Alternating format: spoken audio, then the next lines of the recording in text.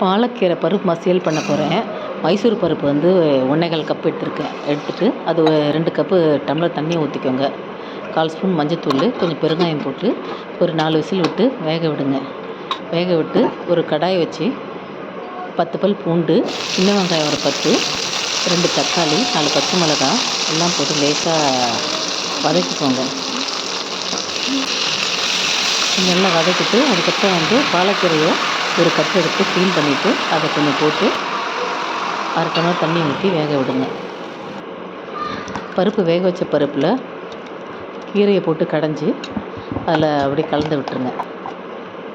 தேவையான அளவு உப்பு போட்டுட்டு